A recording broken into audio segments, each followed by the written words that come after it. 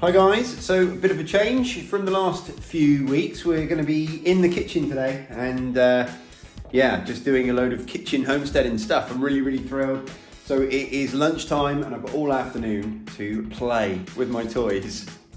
So we're going to be doing all sorts of things. I suppose the first thing to do is to tell you what I've already got going on. So in here, I've got a whole chicken that I've broken down in the slow cooker, and I put that in this morning at around 9 o'clock. It's currently 1:30. I'm going to be turning that into a pulled chicken chili, which we're going to have for dinner this evening. It's my son's birthday. He's gone out with his friends, and we've got some family coming round to celebrate.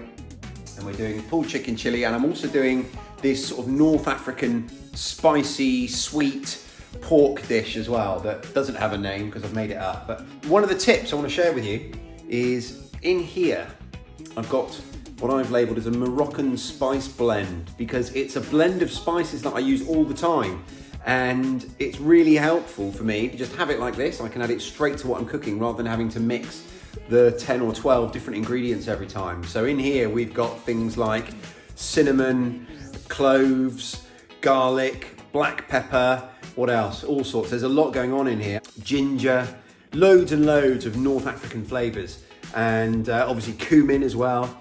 So what I do when I want to make a sort of North African, this one says Moroccan spice blend, but could easily just be a generic North African spice blend.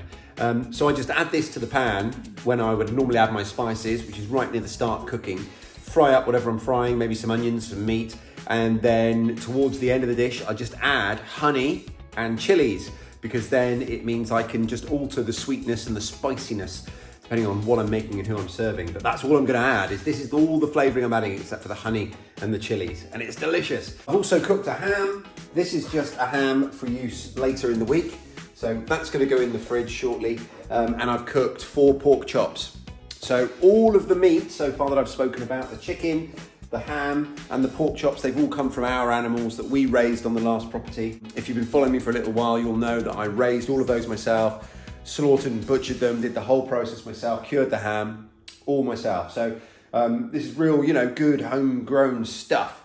Now, of course, if you're living in an urban environment, perhaps you can't do all that. That's no problem. You can use a farmer's market and get whatever you need. But for my purposes, we've still got a freezer stocked with plenty of those kinds of ingredients. So that's the subject of another video though, protein, because I'm going to be looking at addressing that in this environment pretty soon.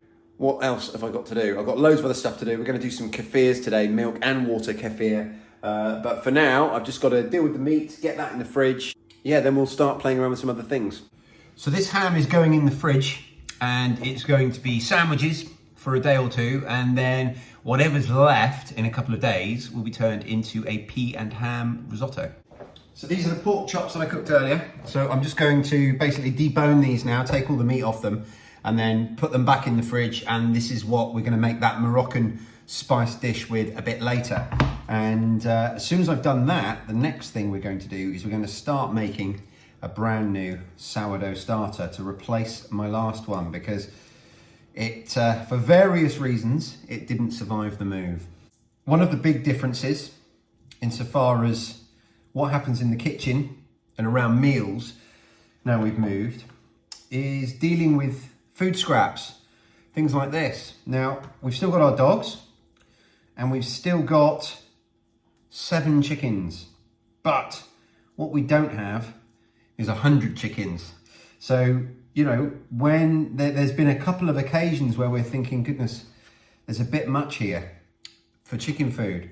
We haven't got our compost bin set up yet properly. And also we've got the issue of neighbours. So I'm very reluctant, because we do get mice and rats and things because it's a village. So I'm very reluctant to just put things like food scraps straight in the compost bin where they're going to attract those kinds of pests. So how are we going to solve that problem?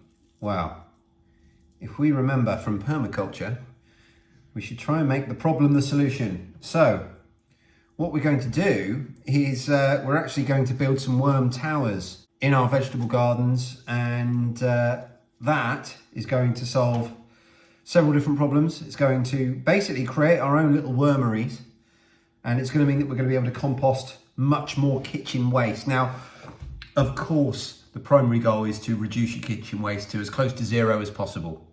That's not going to change. But at the same time, we are going to be producing some kitchen waste, and we don't want that to be waste. We want it to be used and not go to landfill or whatever else. I want it to be used on the property, and we're going to use those worm towers to basically produce compost from it all. And it's a fascinating subject, one I don't know anything about really, apart from, I don't know if you follow the podcast, you'll have heard me talking about them recently because I was asked the question by one of you guys. So my only knowledge of them is the research I did to answer that question, but I'm absolutely blown away by the idea. So we're going to be building some worm towers. Stay tuned, and that's not going to take long. We're talking in the next couple of weeks. We're not talking months.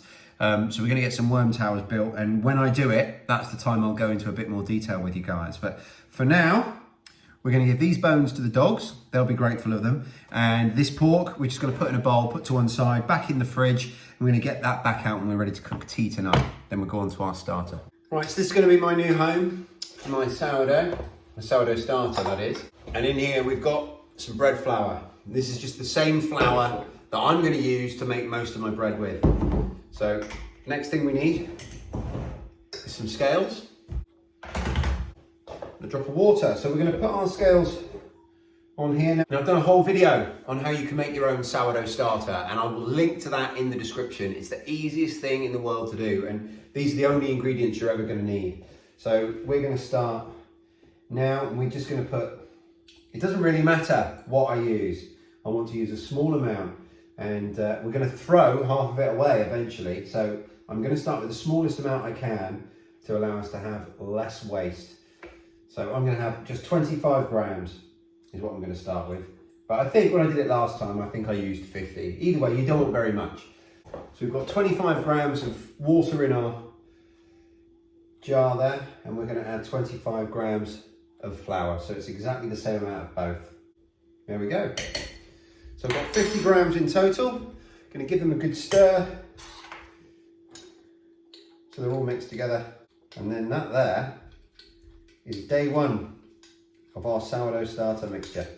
And then all I'm going to do, pop the lid across, I'm going to seal it to make sure that no nasties get in there. Lots of people will say that you need the bacteria in the environment. You actually don't. The bacteria that's on the flour is already going to be enough. Now, I wouldn't have bothered sealing the jar if it just sat over and didn't allow flies and things to get in there, but it doesn't quite sit tight. As you'll see, if I don't clip it down, there's a little gap. So that's the only reason I'm clipping it down, no other reason at all. I could just take the ring off, I suppose. But that there is our sourdough starter. So I'm gonna feed that every day this week. And like I say, it's Sunday today. This time next week, we're gonna use that to make our sourdough loaves. That's it. 1 week later, we're gonna be up and running, ready to go. So that's our sourdough starter done. We're gonna put this away and then on to the next thing. Okay, so next up are our kefirs. They're in this fridge down here. So something else that happened after we moved is we had to get another fridge. At the last property, we had the big fridge freezer that you can see at the end of that worktop there. Here's our milk kefir. And the other fridge that we referred to as Dad's fridge, there's our water kefir, came with the property. So when we moved out, it stayed with the property. So we had to get that extra one for all of my bits and bobs. So let's talk about kefirs then. I don't know very much about them. I'm very much still learning. These are kefir grains in here. You can see them in there. That is the water kefir grains. I'll give them a bit of a jiggle. And I've got some dried strawberry in there as well. So those are the grains, and there's grains in here as well, milk kefir grains. I got these on that fermenting course that I went on a few weeks ago. And I've been making milk and water kefir ever since. So I don't know enough about them to really go into a deep dive with you guys. But what I do know is that they make delicious drinks. Hear that fizz?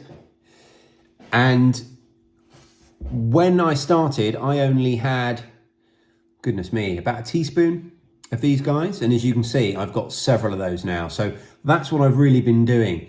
I started off with this particular batch with the dried strawberries in. I started off going to make a strawberry water kefir. It hasn't worked out too well because I've been kind of concentrating on breeding these grains. So I've been leaving them a little bit longer in the fridge, lots of sugar, and this has gone a bit syrupy. So we will use this, but it's not the refreshing milk kefir drink that I was after when I set about making it. But it doesn't mean that it won't get used. But what I'm going to do now is drain everything out of here, separate these grains, and then start making another batch of kefir, which now we've got enough to do it all properly, I can just go back to making the regular drink that I'm after.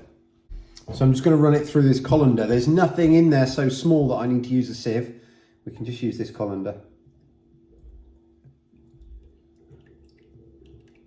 And you can see it's a bit syrupy.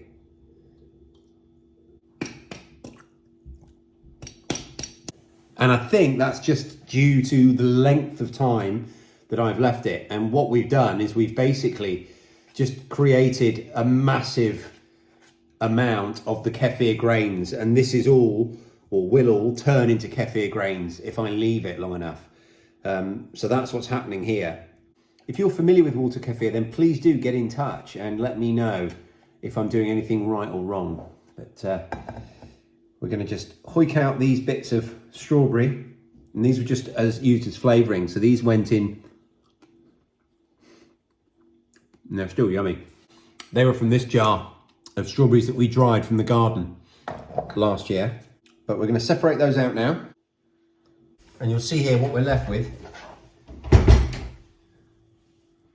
are those lovely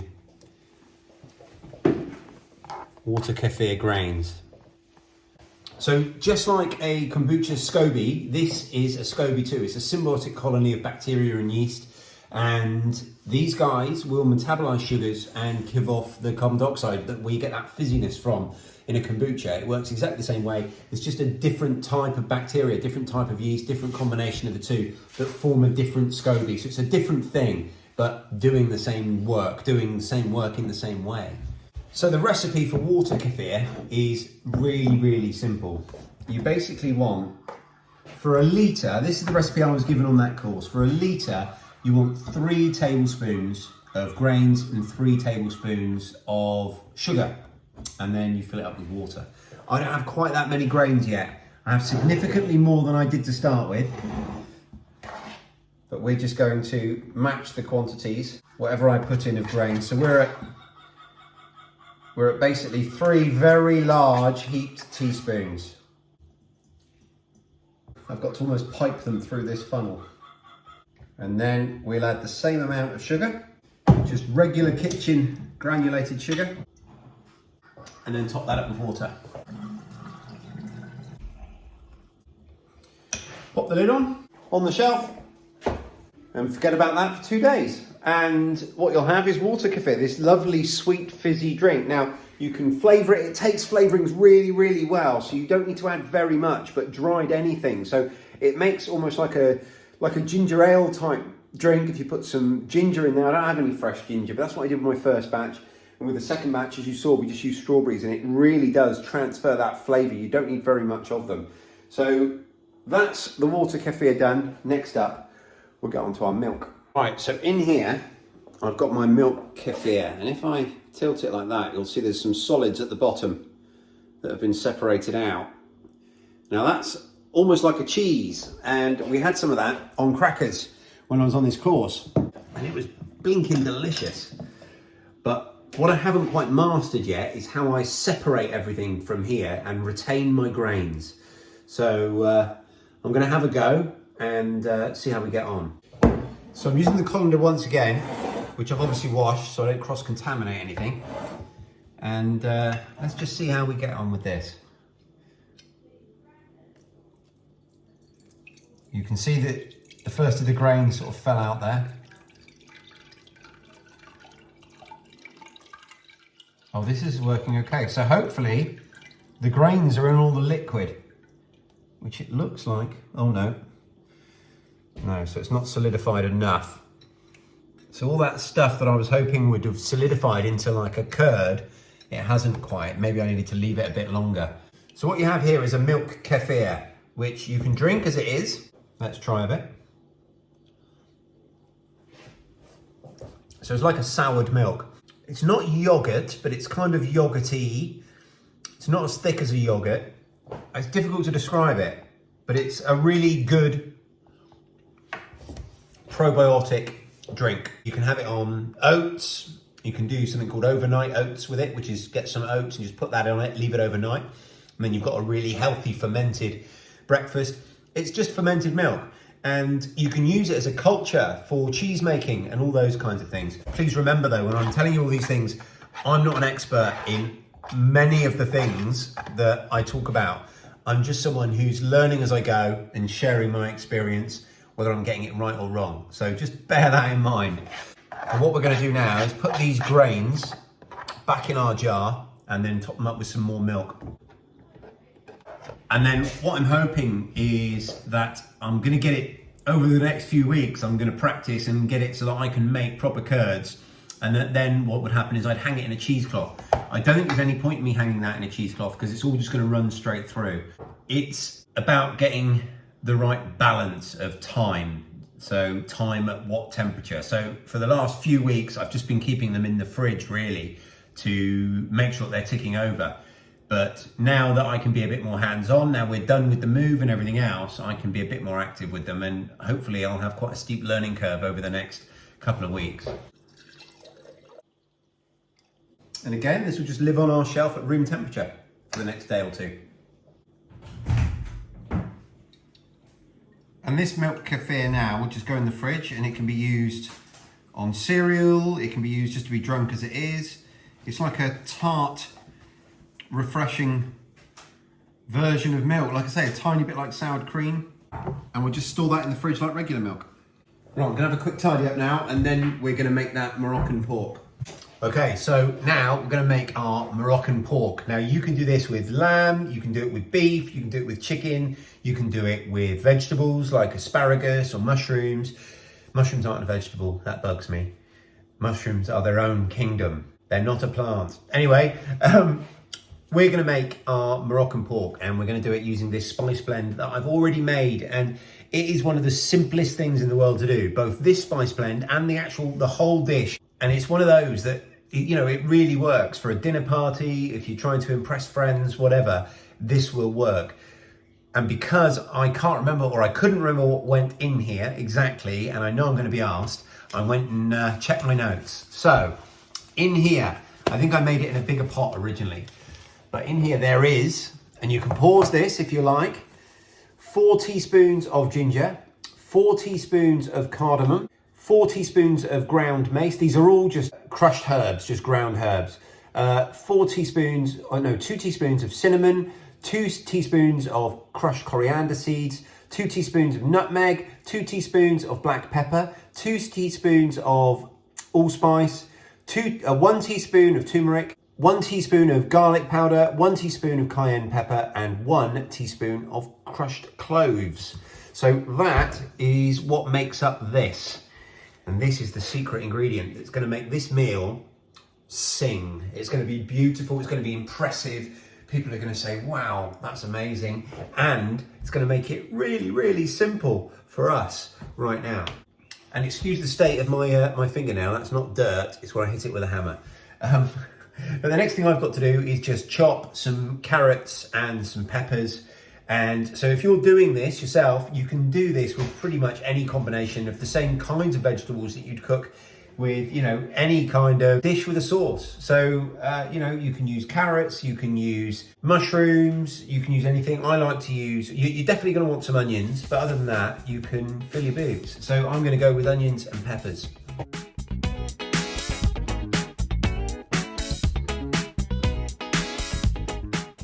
Okay, now I'm using pork fat that we've saved from pork joints that we've cooked, but of course you can use any kind of cooking fat or vegetable oil, whatever suits your kitchen, what you have on hand.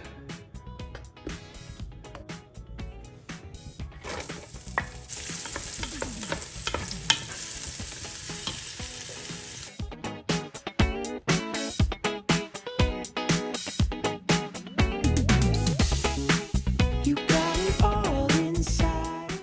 Now, if I hadn't already cooked the meat, I would have put the meat in straight after the onions, or even with the onions, diced up and browned it off then. But I've got the meat pre-cooked.